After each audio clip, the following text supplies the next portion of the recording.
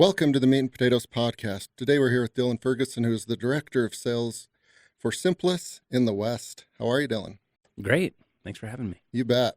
We were lucky to get to know each other at a Tribe House event in late winter, early spring, and you were a very interesting person to talk to for the time that we had, and I'm really excited to have you here on the podcast because you've accomplished a lot in your career in a field and section of business that I've never really done, and it's a critical part. I think if you can't do it well, you're not long for the earth as a business, right? That's true. Yeah.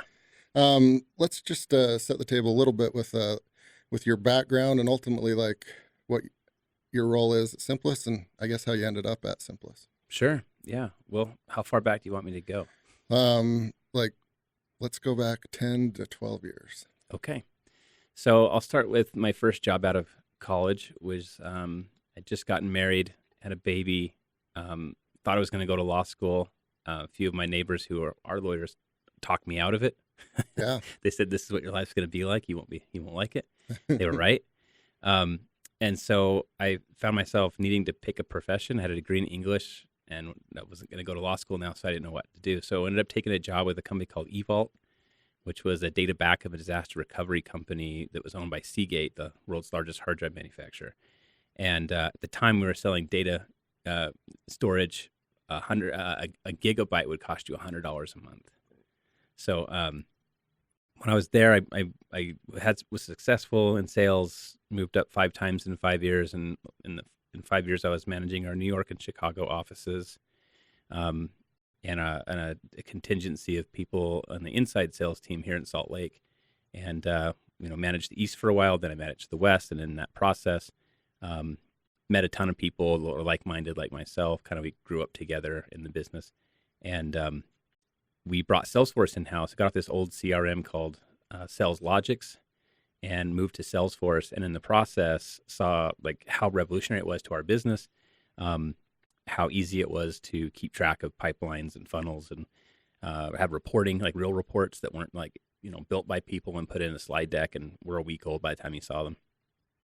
And a leader of mine had left and become a regional vice president in New York City and for Salesforce. And so I sent him a note and said, hey, I just read Mark Benioff's book, Behind the Cloud. I don't know why I'm still working here. I would love to come work for Salesforce. And at the time, it was harder to get hired by Salesforce than it was to get into Harbor. They took less than 6% of their applications. So he said, let me see what's going on out there in Utah, because he's from New York. And he found out that there was an opening that was going to come due. They were in the process of managing a guy out that wasn't hitting his numbers. And so I think I had 9 interviews over 9 months over a VP level. And so it was pretty intrinsic and intense. And every... I treated it like the Super Bowl. So every interview that I had, I was doing all my research. I was writing down my bullet points. I was thinking what kind of questions they would ask me, what my counterpoints would be, because I was told that I'd be the youngest guy that ever hired in an enterprise role. So I finally got the job. That was about 2012, I think. And so I was 30 years old, and everyone else was well into their 40s. Matter of fact, they all thought I was there to set meetings for them the first week I got there. I did really well. I went to President's Club my first year at Salesforce. At the time, I was employee 7,500. I think they have over 80,000 employees these days. Wow. So saw it grow quite a bit. So I worked there for 4 years and learned a ton. Really kind of broke into the enterprise space because I'd largely been working more in the mid-market space. And then, like all companies, when sales, one of the biggest challenges you have is a company grows, territories shrink, quotas go up. And, you're in a situation where maybe you're going to have 1 good year in 3, because it's going to take you 3 years to build it up if you only got 3 accounts. And so I was like, I could see the writing on the wall. And I knew that if I went into leadership, I was going to have to move my family, and I had kids, and I didn't want to do that.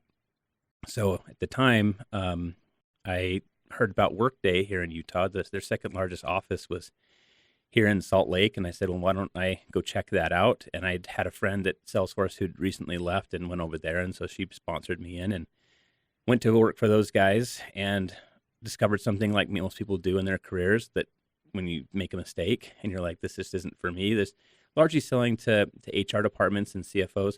They had originally hired me to be the head of their financial services group for the West in the enterprise space. And then 3 weeks after I joined the company, they reorged the whole company. And they said, we're actually going to realign you to the mid-market in Utah. You have 40 accounts and you're selling HR software. And if you were lucky, if you were successful, you'd sell 2 deals a year. And if you weren't, you'd sell 1. Wow. And I'm used to selling 50, 60 deals a year. And so I was not at all interested in that. And so knew that that wasn't a fit. And at the time, Ryan Westwood, CEO of Simplus, had reached out to me and he said, hey, Dylan, we're about to take on some venture capital from Salesforce Ventures. They've only venture backed 4 partners in history at their company, and we're going to be one of them. And we're looking to bring on an enterprise guy to help us go build our practice. Would you come in and meet with me? And so I had the good fortune to go meet Ryan, and had no intention of joining Simplus, but I thought it would be a good afternoon. We spent 2 hours talking together. He never once asked me the quintessential interview questions. He asked me about my life, where I came from.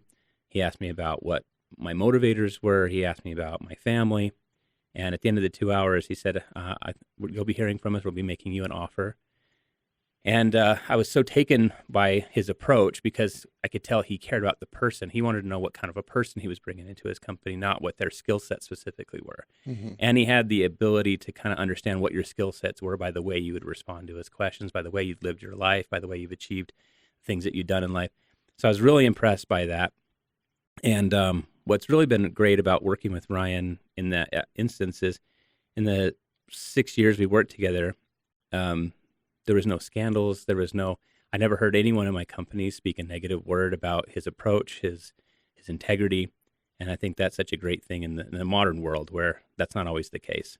And so anyway, it was a great decision. But when I came on, I was employee number 30 at Simplus. The first real enterprise salesperson they'd hired. And I think we were maybe doing $15,000 as the average deal size at the time. And I think we were maybe $6 million in revenue when I first started. And now we're 7,000 employees owned by a global 500 company called Infosys. And we're selling into companies that are the largest brands in the world. So it's been a real fun 7 years. Yeah. And there's some big numbers there, and that just doesn't happen by luck and sleeping in and going home early. A lot of flexibility, and then a lot of probably being uncomfortable and kind of using the data plus your gut plus intuition to grow and scale this, right? Because it's different to sell lemonade on the side of the street versus like a really complicated enterprise deal, which I don't think most people would realize, like how long they take and how complex sometimes they might be. As you guys like raised money, grew your team, scaled the deal size, where was your focus? Was it on the people? Was it on the strategy? Was it just a mix of everything? Yeah, good question. My focus number one was like being valuable where I was most valuable, which was building relationships and cultivating opportunity and building my knowledge base around the thing that people needed me to be able to do. So in a consulting world, basically for people who don't know what we do, I'm a general contractor for software. So essentially companies buy technology, like you're going to buy a house, and they say, now I need you to set it up and implement it and connect it to all my back end. And so that's what we do. So Ryan, one of the things that was like his secret power is assembling a team of people. And he had a way of making sure that the people that were brought on were a cultural fit, but 2, were in empty suits. So you had to really know what you were talking about, and you had to be genuine in your ability to communicate complex things simply. Mm-hmm. That's where the name Simplus came from, is taking the complex and breaking it down to simple. That's the truest form of mastery, is being able to do that. Mark Twain once wrote a letter to somebody, said, I apologize for the length of my letter, but I didn't have time to write a short one. Mm-hmm. And so that's where I would really spend my time, is like, how do I take this complex problem and break it down into simple terms and show them that we understand the complexity, but we can simply approach their needs and yield success. Yeah. So I always lead with success in what we're trying to do. So I'll ask them, define what success looks like. Like they'll give me a bunch of requirements of what they want technically. Yeah. But they're always a little bit taken back when you say, well, what does success look like when this is all done? And that's kind of the beginning of the relationship, because what you're doing essentially is establishing a desire for their actual positive, successful outcomes. And you're challenging the idea that it's not just a list of technical requirements, but it's actually outcomes that matter. Yeah. And so I started there. Okay. Which is commonsensical, I would imagine, but oftentimes forgotten.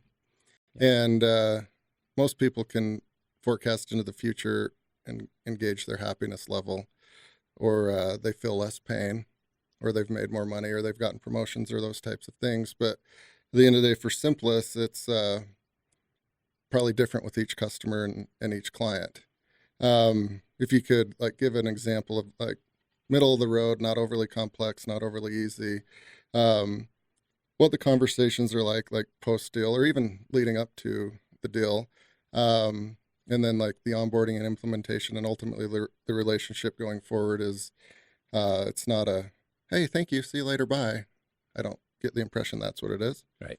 I know it's tough because you've done so many deals and everything's a lot different with each one, but middle of the road, kind of a good example. Well, most everyone seems to think they have a technology problem, but it's always, I mean, always a data problem. So we start there and we try to understand what is the data that they're working with, where is the access points, and then what does the data need to be able to do to yield the function that they're looking for. So then we get into that process, and really what we're trying to do is diagnose before we prescribe. We really want to understand success metrics.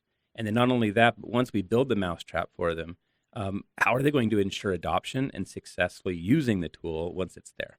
So we have a term called organizational change management. And I think that's the number one area where most companies fall down, is they think they're building technology, and then once it's built, then they're going to be great. But a lot of them won't spend the money to do the organizational changes that are required. When you go in and fundamentally change a process in your business, but then you don't spend any money to train people, onboard them as new hires to use technology, now you're putting people in a place where they have to be experts and swivel chair with someone and now take that person's time to train your people because you didn't put the right kind of tracks in place. And so helping them see the beginning from the end and being a good shepherd up the mountain, and helping them foresee unforeseen things, that's really what you pay a consultant for.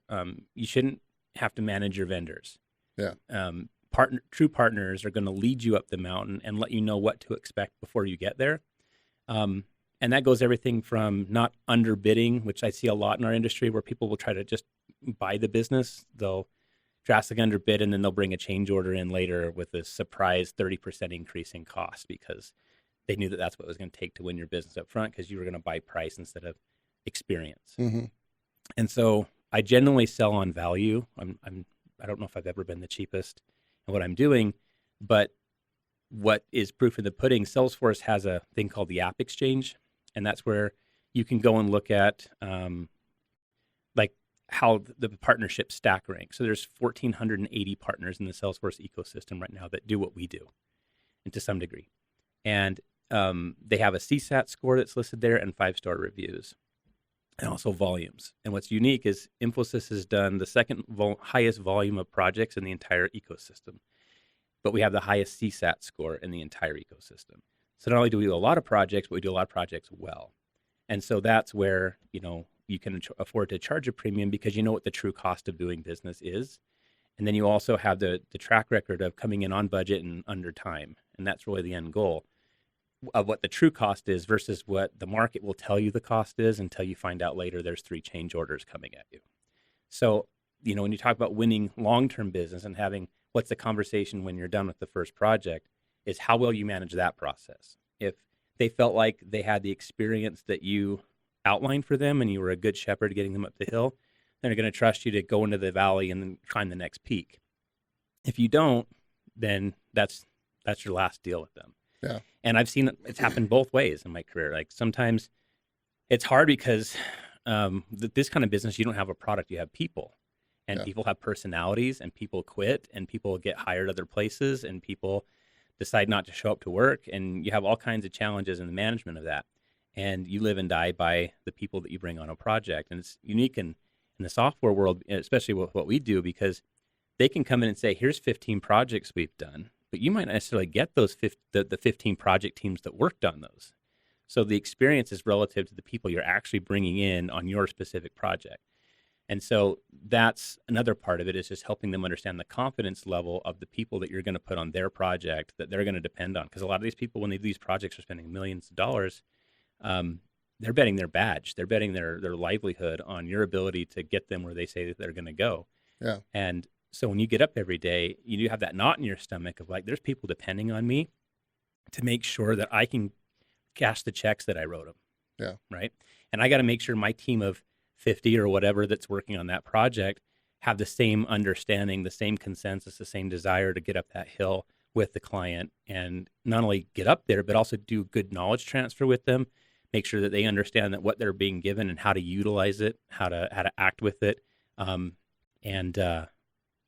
That's the name of the game. And then if you do a good job with that, then you'll be in a position where, like I have, where I've got clients I've had for years, and we've done multiple phases of projects together because we can look each other in the eye and we know it's not going to be easy, but I can trust you to get me where we're going to go in the end. Yeah. A lot of moving parts, I would imagine. Yeah. And you can tackle that through phone calls, chats, like onboarding memos and documents. But a lot of times, eventually, even if you're smart and you've got the pattern recognition, you get painted into a corner where you just want somebody to help you. Yeah. And if you're absent when that help's needed, a lot of like the good graces go away, because when it was rubber meeting the road, you weren't there. Yeah. And also a big mistake that a lot of salespeople make is they think they have to be the star in the room. And after you get the initial deal across the line, you're no longer the primary focus. Yeah. So knowing how to be valuable where you're valuable, and knowing how to step back and let other people shine and be valuable, and making sure those people are put forth, that's really the name of the game. And not having an ego with a lot of that stuff. And so for me, it's like, I want my clients to have more than just a relationship with a sales guy and an engineer. I want them to have peer-to-peer relationships across our business. So they should have VP level relationships. Their C level should know our C levels, should they want it. Some companies are not interested in those kinds of partnerships, but the ones that are, I make sure they have those kinds of relationships. And to your point, like, it's been evolutionary in terms of how and where you engage. Before the pandemic, it was very much a very in-person scenario. And then during the pandemic, our business thrived because instead of being in airports and hotel lobbies and lobbies of buildings, we were running 14 meetings a day. Yeah. And we were covering a lot more ground and delivering, frankly, a lot more value without the cost. Because a lot of consultancies were paying people to fly out to their businesses, be in their buildings, and work. So not only did they have the cost of the project, but they had the time and materials and travel expenses of all that. And so when we were able to scale that back and the technology was good enough where we could do virtual deployments, we reduced the cost of the travel and expense, which means they could put more dollars towards the actual delivery of technology. And so now virtually most of my business is all Zoom driven. And so what's nice about that is it makes it a lot easier for you to take your best people and put them on accounts that ordinarily wouldn't be in their geography. Sales was largely a geographical conversation, but now it's not. Now you can cover any account anywhere, because generally accepted practice is that it's okay to be on Zoom now. Yeah. Or whatever platform you use. But and so now I find that my quality of life as a salesperson's way better because I'm at home most of the time. I have 7 kids. I get to see them. They know me. In the 7 babies we've had, I've never missed a prenatal visit. And so this quality of life that I was given has been instrumental to my own personal happiness. Yeah. And also it allows you to work when you need to work and not when you don't. So, the lines of 9 to 5 have kind of blurred a little bit. It's just, I'm available when you need me. Yeah. Which is great. Yeah. Especially with 7 kids. And it's my experience that you're selling to your kids a lot of the time too, right? Yeah, that's fair. You mentioned like your best salespeople, like on the projects where it's needed. To get to that point, you need like your best salespeople. And we all know folks that are like really good at talking about 3 or 4 things, and they're like dialed in on that. You get off that a little bit and they're just lost in the wilderness. Yeah. Developing those best people where they can interact with an ag company or a logistics company or whatever the size and industry? How do you get those best people? It's a good question. I think it's myriad, the response, but I think the simple answer is that it's not just the skill set you come in with, but it's your ability to develop talent once you bring it in, and the culture that you have once you come into a place. So Simplus has very much a swarm culture where you raise your hand on what you are good at, and if you have a deficiency or you don't have you have a knowledge gap someplace, then you go find someone who can backfill that knowledge gap for you. So it's very much a matter of go put together a team of people that can meet the overall need instead of having one person feel like they're a lone wolf that has to do all things themselves. And the more you're surrounded by people who know things that you don't know, you pick those things up over time. And so it's kind of this collective of knowledge assimilation that's happening. And so you want people that are hungry and thirsty to grow. So it's really about DNA, I think, more than it is about inherent knowledge. People who are going to not have an answer but go seek it out, go do the work to learn it, and then go back to the client with that detail. I think that's really what's made our company successful is putting together that kind of a climate, that kind of a community. Yeah. And if they're not moldable and open for feedback, my guess is they're not a good fit. Yeah, but one thing I'd give Simplus credit for is they've taken great pains to ensure that that's actually the case. So I've really never seen someone come in and come out in a short period of time. They've really been able to invest in them, give them time and talent. I think it's because they're so good at the hiring process that they know that sometimes it just takes a little bit of runway. And so they actually give them the time to grow into it. And I've seen things like maybe at the end of a year, it hasn't worked out. But it wasn't like, oh, it's been 3 weeks and you haven't sold something, so you're out of here. Yeah. And I think that's what's unique is that I think the general problem in the world is that we're a little too cavalier in our relationships. Yeah. And when you invest in people, they tend to invest back. And I've seen a lot of that. So I think that's been a real key to our success is we have not had a lot of turnover in that space. And when we have, I think both parties have parted realizing they did their best and it just didn't work out. Yeah. Which is the best way to part. Lots of companies are like in like 8th gear and they still have 1 or 2 more gears. Some are in 4th gear and there's sand in the gearbox and it's just a dumpster fire. Like, are there certain companies or industries or inflection points where you guys are a good fit and certain ones where you'll kind of steer clear? Or are you guys going to put your head into any fight? Yeah, I think we'll get in any fight. It just depends on, are they interested in success? You know, if you go in there and you find that there's a culture of failure and there's a culture of divisiveness, you're not going to win. And so I'm not interested in projects where no one in the company has consensus. Everyone is against the other one. There's no way a partner can step into that environment and be successful because you'll be someone's darling and someone else's fool.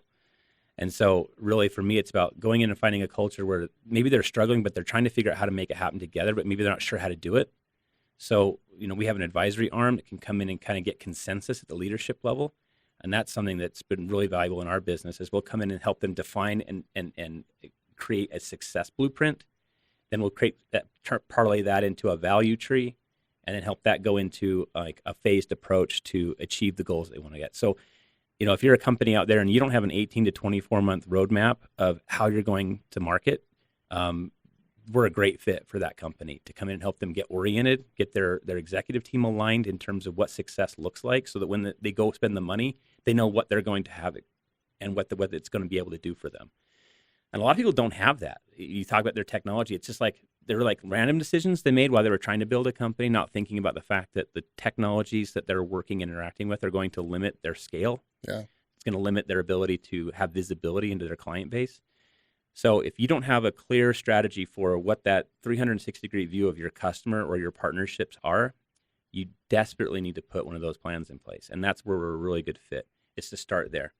And a lot of people will start with tactical deals. They're like, let's just see if we like working with these people. So we'll give them a little project. And if that works, then maybe they'll do something more strategic. Yeah. I do a lot of that.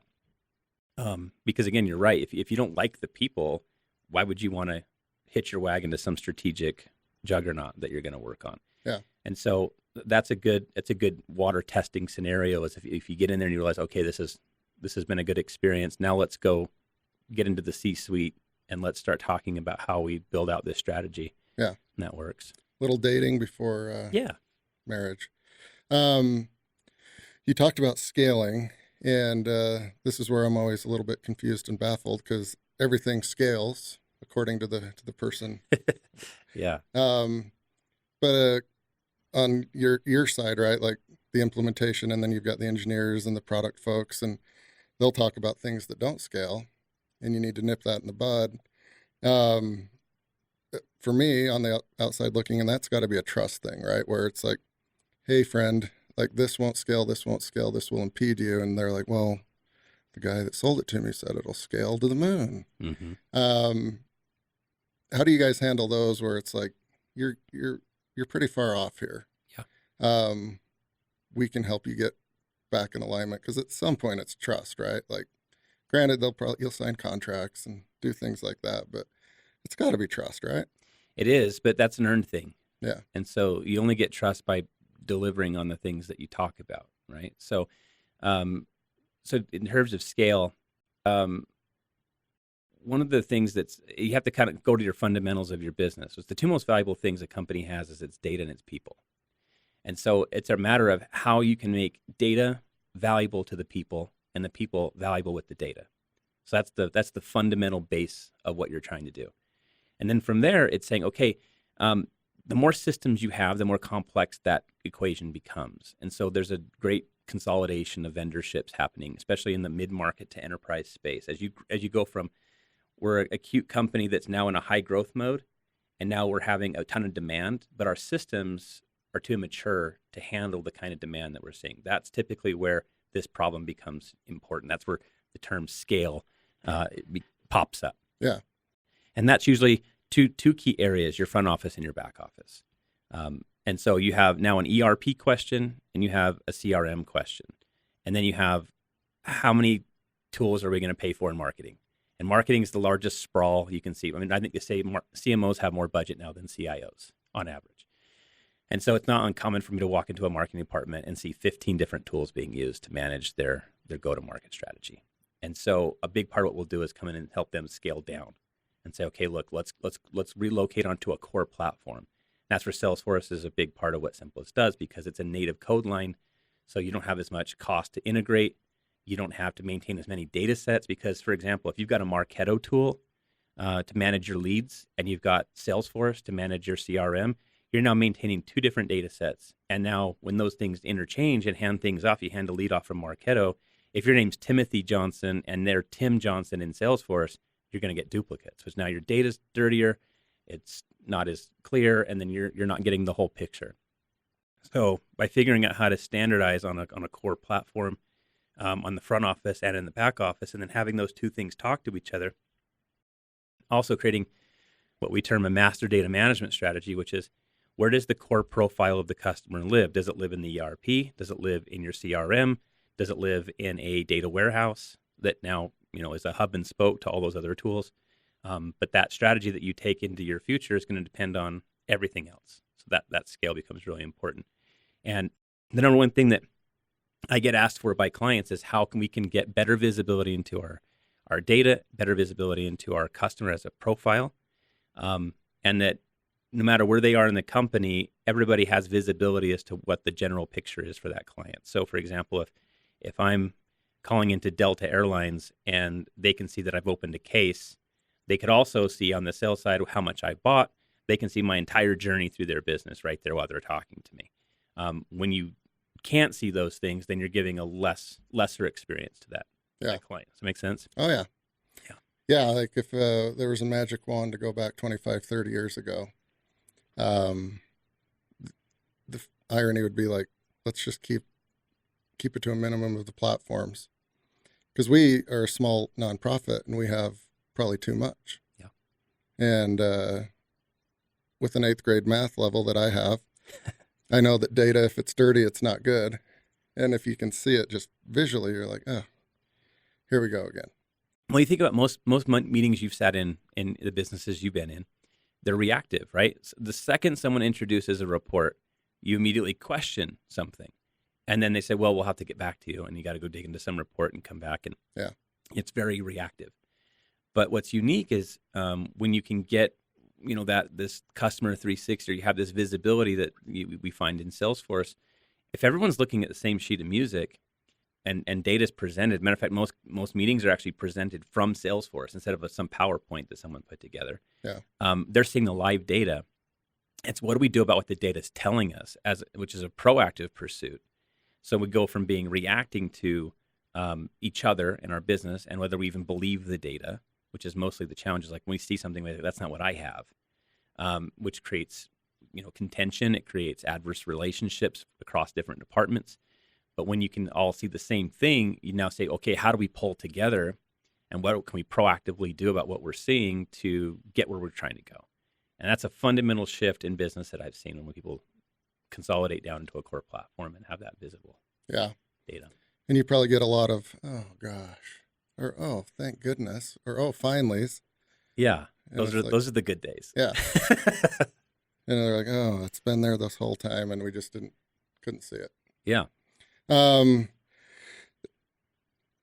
I talk to folks that are in it to win it with sales and like growing the sales teams and building positive sales cultures, I get the sense that there's a bit of a fraternity, of a fellowship, because it is painful. It's not easy. You have to hit numbers, which most people don't like, right? Mm-hmm. There's just a lot of people that'll be like, no, I'm going to go dig ditches. Like, I don't care. Yeah. You could be, well, you could earn $1 million. And they're like, no. Yeah. Not in it for that. I think you guys kind of have some bond, whether it's like formal or informal. Like inevitably when I'm around sales folks, they'll start to find each other and start like talking shop. Mm-hmm. Is that true? I think it's true to any degree where there's pain involved. Yeah. It's more of like a recognition of pain. Yeah. Because there's inherent pain of being rejected in anything. Mm-hmm. And so part of sales is being told no. And it's also being able to be told no and to say, I know it's no, but. Yeah. Because either you're going to learn from the no, or you're going to be able to have the thick skin to move on from no. And so when you find other people who hear no a lot and understand the rejection and the daily knot in your stomach of saying, I've got to go find opportunity, I've got to help grow the business, whether you're an entrepreneur, a CEO, whatever, everyone's really in sales. Yeah. It's just to what degree. Yeah. And so, yeah, I think you kind of naturally find, I kind of think of it like comedians. They tend to be sad clowns a little bit, right? It's because the rejection of, or bombing in front of a group of people that you're trying to impress. Yep. And to try to make laugh. And if you're all of a sudden unfunny, that could be a painful thing. I think that's why they kind of generally gravitate towards each other. But I think it has little to do with bro culture, and more to do with that silent understanding of what it means to get told no a lot. Yeah. But also, I think what I've learned, it depends on the kinds of sales you do. I mean, there's the cold call guy, which how I started my career. I don't know if that's going to stay that way with chatbots and AI and the way things are moving, but that's a lot of rejection. That's a lot of just finding a diamond in the rough, getting to know quickly so you can get to yes faster. But what I loved about consulting work is that it's taking 20 years of hard work and knowledge that I've been able to put together. And I feel I'm more like a consultant that sometimes sells something. Yeah. And so bringing that breadth of knowledge, the fact that I've seen, probably 5,000 companies in my career and what they've done and not done and what's been successful and what's worked and what's not worked, and being able to bring that to their table. It feels like it's a lot less rejection than it used to be. And it feels like it's a lot more like, personality management and relationship building. And I really enjoy that because those are meaningful things. And so I know a lot of people I've worked with where things have gone well and not gone well, and we found our way through it, And I think you think about your best relationships in life are people that you've done difficult things with, Yeah. and come out and found respect for one another having gone through it. Yeah. But it was not easy. And there was probably a period of time when you didn't maybe even like each other very much and you're going through it. But I've found that that's once you've been in trenches with people, and they kind of see the kind of person you are and how you dealt with it and how you dealt with their fears and how you helped them overcome the obstacles and the fears that they encountered and your own fears. that's when those meaningful relationships get built, and that's where you have like lifetime partnerships with people. Yeah. Which is another great thing to have, because it's not always just cupcakes and whole milk. Like there's going to be some Yeah. Cheez-Its and I think everybody has that person they walk into a room and think, oh, I don't know if I want to see those people. yeah, And that's just part of life, is that you're going to fail. yeah, And in sales, there's a fair amount of that. And sometimes it's not even your fault, because you're at the mercy of your product. You're at the mercy of your distribution. You're at the mercy of your supply chain. You're at the mercy of your own skill set. And yeah. sometimes you are the problem. Mhm. And knowing that I was just young and foolish and didn't get it. Yeah. And I'm a different person today. So, I guess for those of you who buy out there and deal with salespeople, keep in mind that we have feelings, believe it or not. And we do appreciate a little bit of empathy in the fact that we're not the same guy when we're 40 as we were when we were 15. Exactly. The pattern recognition is something you can't fast forward through. You got to earn that. Yeah. There's lumps. Yeah. But it's like any profession. You can think about pro baseball players. There's injury. There's unexpected. There's trades. And that's kind of how salespeople are. Really, they're kind of like the athlete and the management, right? And so, are you a player? Or are you a player coach? Yeah. Some of the best players are the worst coaches. Babe Ruth was a good example of that. Yep. And so I think you kind of see that in the sales world, is like some people are really good salespeople. They're just not good leaders. And some people could be great leaders, but they choose not to be because there's more money being a player. Yeah. And so that's kind of Yeah. thing to think of. It is cool, the flexibility that you have, like once you've committed to that career, and you can manage, or you can just keep like making it rain. Mm-hmm. One of the two, or there's probably all sorts of options. You mentioned like, meeting your numbers, President's Club, but also the flexibility that you have, big family. And in talking to you a little bit again at that event, you have a lot of other interests. One of those was you're talking about a little side hustle. Mm-hmm. I found it to be interesting, because it's always fun to watch people once they've mastered or come close to something, like try another area. What are some of the side things you're working on that provide some stimulus? Yeah, this is something I learned from Ryan Westwood. I know he was never doing one thing. He always had all these entrepreneurial ventures going, and I loved how he was a creator. He was creating jobs, creating opportunity for people. And so I thought, that's what I want to do. I ultimately want to be able to take all this experience that I built and do my own thing. But I've also learned that I don't want to be an owner operator. I want to be an owner, and I want to hire the people to come do the work. Because ultimately, my goal at the end of the day, I'm trying to get to my kids. If I could be anything, I just want to be dad. I want to be with those kids and take care of them and suck the marrow out of life. Mm-hmm. And so one of the things that I, in being dad, discovered is that there's some genuine disconnection in terms of how we give each other gifts. Go ask the average dad for their children's birthdays, for their wives' birthdays, for the wives' sisters' birthdays. And you're probably going to find that there's going to be a lack of knowledge there. And it's not because of a genuine disinterest in their relationship. It's just that we're compartmentalizing things on a consistent basis, and we're trying to just handle what's in front of us right now. And so we all need a little bit of help. And now that we've got all this technology available to us, we've got AI, we've got mobile technology, why not get the help we need? So what we decided to do is try to make a more connective gift-giving experience. So we've developed this app called Diatom, which is like an AI-driven gift-giving application. So you can go in, you can set up your profile, and you can put in, the key dates of the people that you care about and send them invitations to join the application with you. So very similar to like Facebook and Instagram. It's only valuable if the people you care about are there. It's very much a relationship-based connection point. And so you go in there and you can put in your kids' birthdays. You can share it with grandma and grandpa, aunts and uncles, and then you can go in and create lists of what these people might want that specifically. We also are building in like personality tests and love language tests in the application to help understand more about yourself. And then the AI, as it learns more about you, can serve up suggestions to not only you, but the people that are buying gifts for you about what might be meaningful to you. Because a lot of people may be not interested in material things. They may be more interested in experiences, maybe more interested in philanthropic efforts.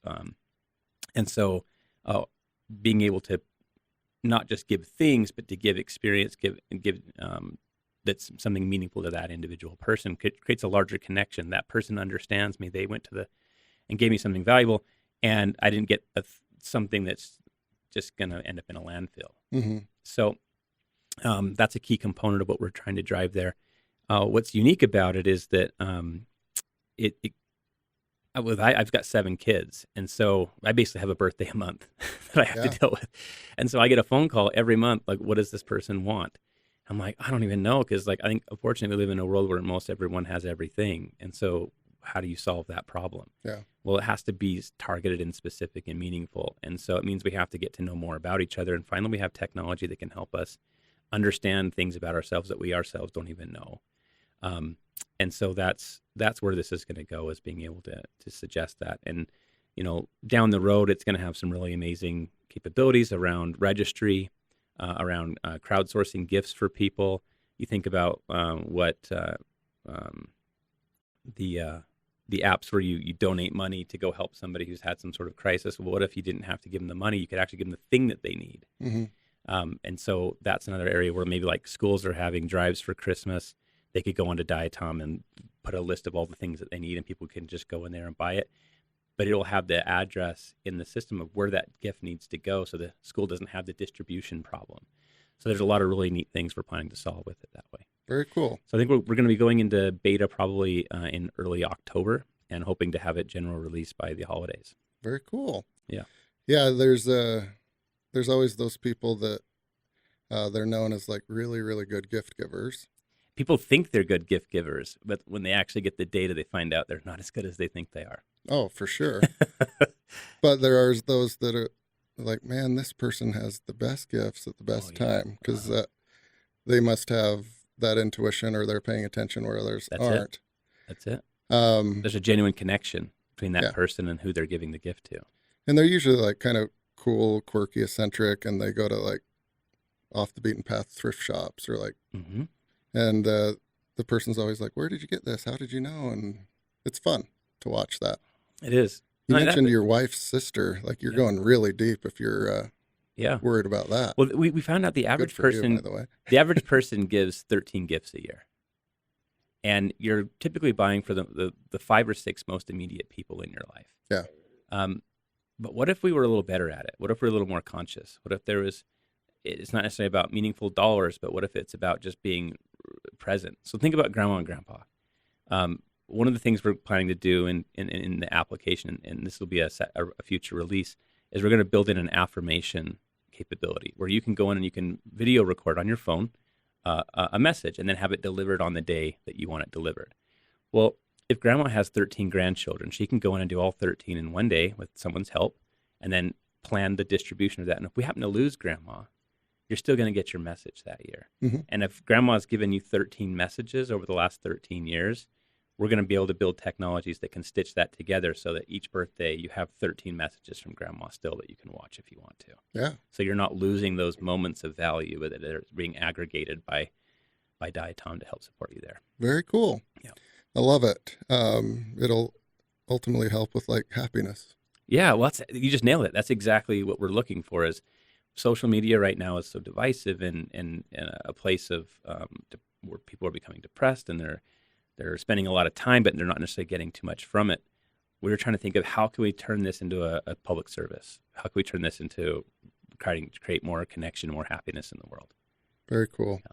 All right. Well, I would love to have you back on again to go into a little bit more detail on like building out sales teams, and there's some psychology to it, I would imagine. Yeah. The people side, as well as like the onboarding and implementation, like the brass tacks of the business side. But congrats to you and your team. I love when the stories are positive, right? Like the positive interaction with Ryan and the positive interaction with like Infosys, and that relationships can get you through imperfect times. So thank you so much, Dylan. Really appreciate it. Yeah. Thanks for having me. It's great.